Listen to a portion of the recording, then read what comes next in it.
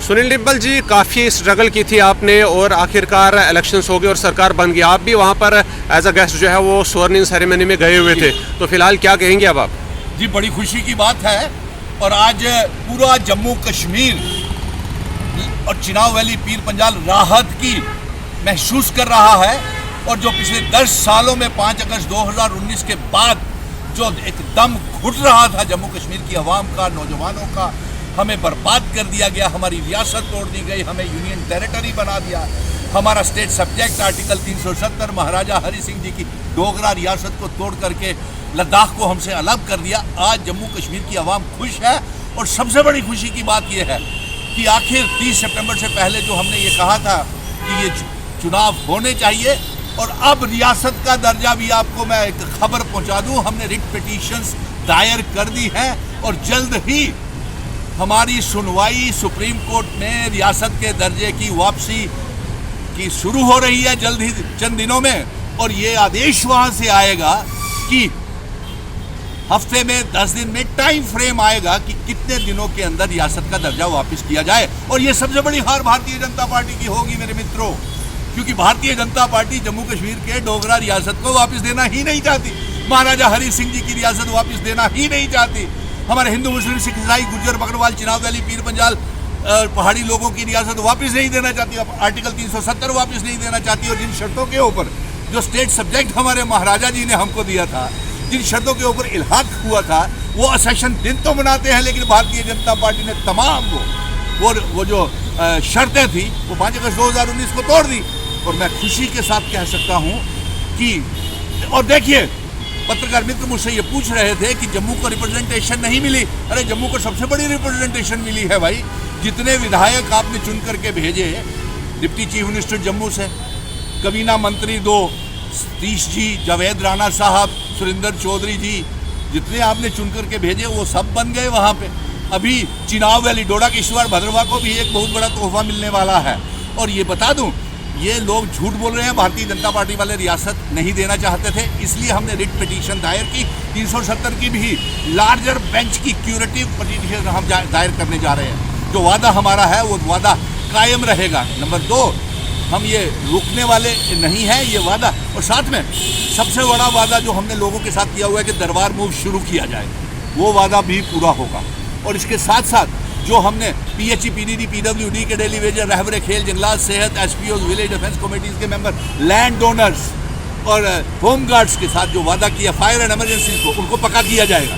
और साथ में बीजेपी वाले क्या बोलते हैं, देखिए 29 विधायक इनके बना दिए। दरबार मूव कब रेस्टोर किया जाएगा? मैं तो कह के आया हूं कि इसी साल शुरू किया जाए, देरी क्यों की जाए। अब देरी तो 29 जो विधायक हैं उनको भी प्राइम मिनिस्टर के पास जाना चाहिए। अब तो उनके केंद्र में प्राइम मिनिस्टर उनका, लेफ्टिनेंट गवर्नर मनोज सिन्हा उनका, उन्होंने वादा किया था कि अगर 10 दिन में विधायक बनने के बाद अगर ये बच्चे पक्के नहीं हुए तो हम इस्तीफा दे देंगे। तो दीजिए आप इस्तीफा, या तो फिर चार्टर्ड प्लेन लेकर के जाएं 29 विधायक और प्राइम मिनिस्टर मोदी जी से और होम मिनिस्टर अमित शाह साहब से कहें कि हमने वादे किए हुए हैं, वो उन बच्चों को पक्का करो, सारे सभी को दरबार मूव शुरू करो, स्मार्ट मीटर बंद करो, बिजली जो आपने कहा है कि मोदी जी ने कि फ्री बिजली देंगे, वो फ्री बिजली दीजिए। और कैसे वो फ्री देंगे मैं बताता हूँ। उन्होंने ये अब उसने यू टर्न ले लिया कि सोलर लाइट्स के जरिए वो देंगे फ्री बिजली। और तो फिर सोलर लाइट से लोगों को 1 करोड़ 30 लाख लोगों के, गरीब लोगों के घरों में लगवा के दीजिए ना।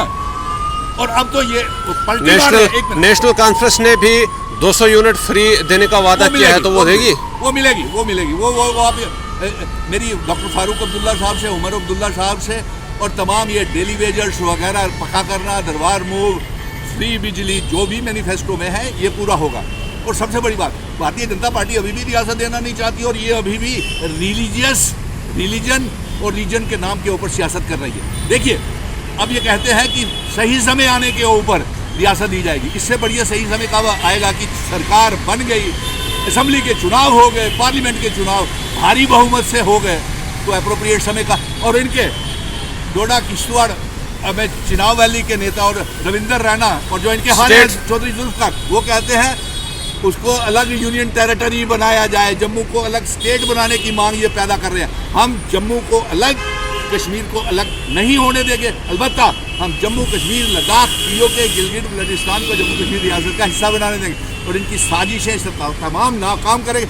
लेकिन आज मैं ये बता दूं कि जम्मू कश्मीर की आवाम राहत की सांस में ले रही है। नौजवान जिनको सिवाय पिछले 10 सालों में लाठी, जेलें, स्क्रैप लिस्ट, घोटाले, कोई नौकरी नहीं मिली, आज वो खुशी की सांस और खुशी से झूम रही है जम्मू कश्मीर। जिस तरीके से भारी वारों वेलकम स्वागत कश्मीर में मेरा हुआ, तमाम जितना वैली पीर पंजाल के लोग आए हुए थे। लेकिन स्वर्णिम सेरेमनी का जम्मू में कोई खास जश्न जो है वो एनसी के ऑफिस में नहीं देखने को मिला। फिर बोलिए जरा जोर से। स्वर्णिम सेरेमनी जब हुई उमर अब्दुल्ला साहब की, नेशनल कॉन्फ्रेंस का जो जम्मू का ऑफिस है, शेर कश्मीर भवन, उतना बड़ा कोई जश्न वहाँ नहीं देखा गया। तो ये सबसे बड़ी बात है कि जम्मू में गोदी मीडिया बना है।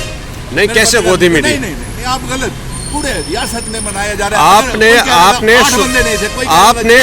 आपने स्टेटहुड की बार बार बात की कि हमने स्टेटहुड दी, वो कॉन्स्टिट्यूशनल जंग है, वो कॉन्स्टिट्यूशन दे रहा है, उसका क्रेडिट कैसे आप ले सकते हैं? अरे यार, सुप्रीम कोर्ट में कौन गया?